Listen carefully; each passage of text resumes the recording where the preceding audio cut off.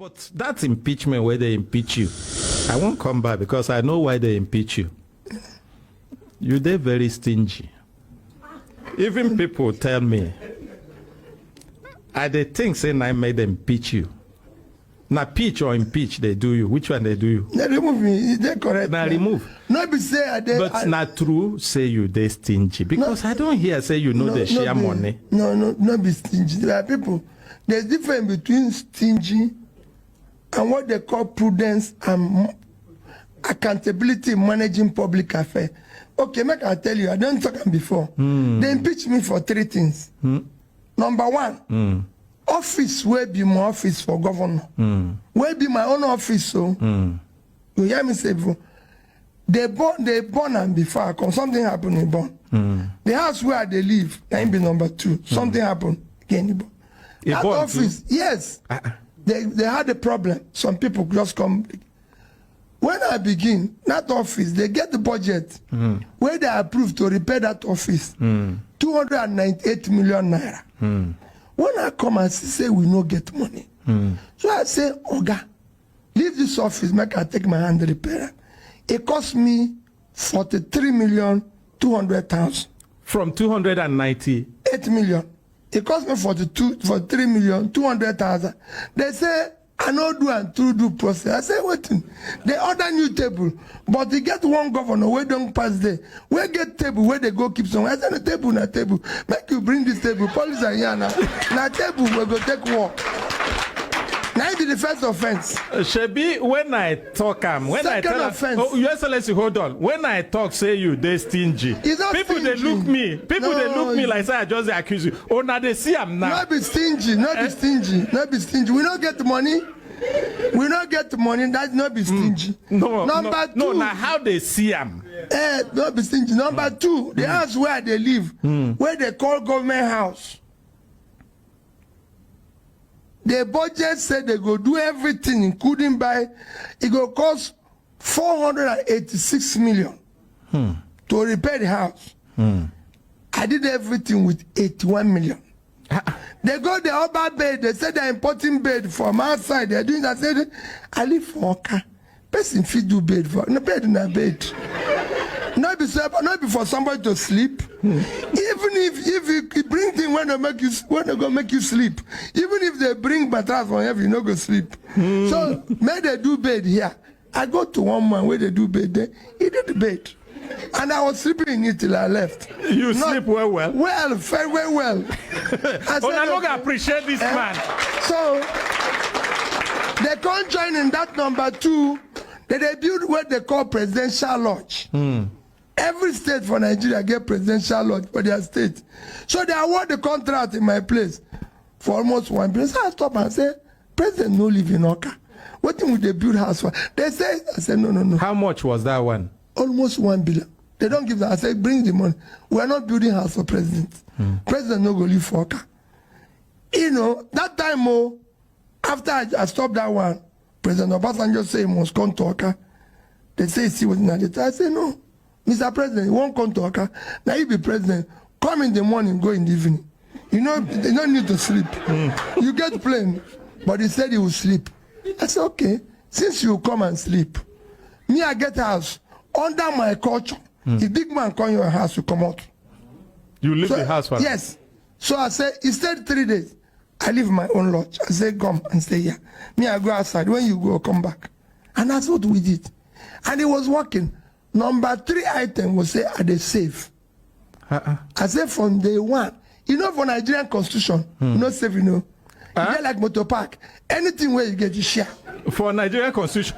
Quote me, there's no place in our constitution where they say saving. Everything must be shared. But I called my people and said, this money where we they get for money for everything, not be for only this generation. It's for future, our children yet unborn. So anywhere we get money for this state, we go take 5% put side. They say no. Say you never do people where they are. So I said they say even some people say waiting when the children come, anything they see. I said when I go save. So these 3 items come make them say make I come out. But when the judges hear my case, they come bring me back. Say this man, must come back. God go bless those judges.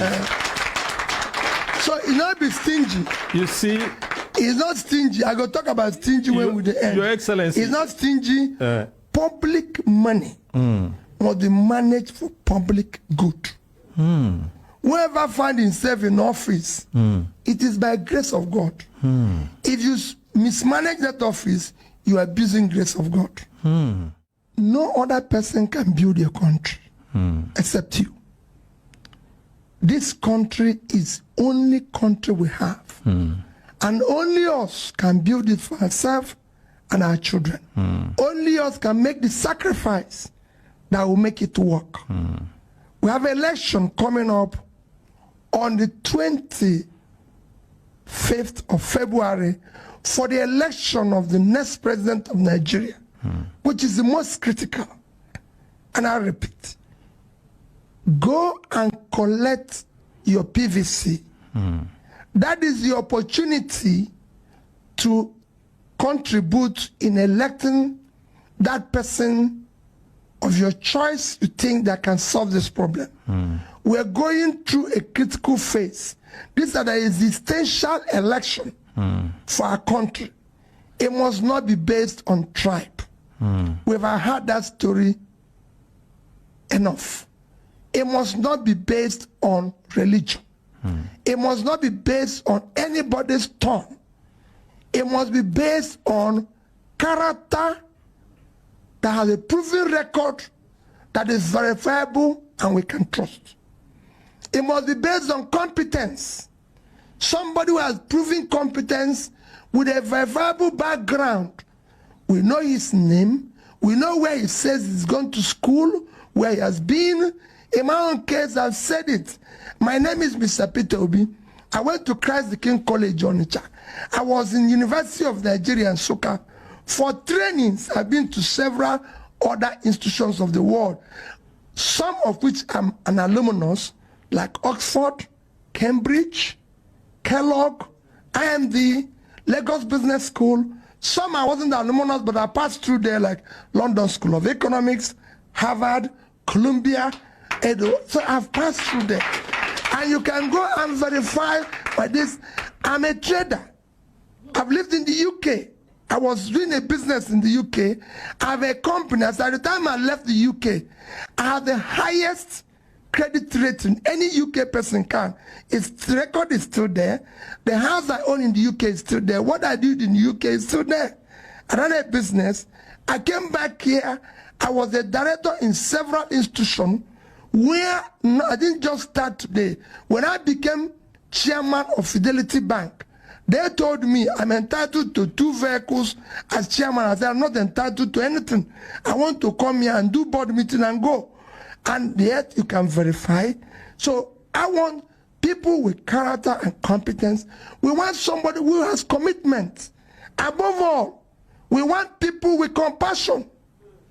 Because we have leaders here who don't have compassion.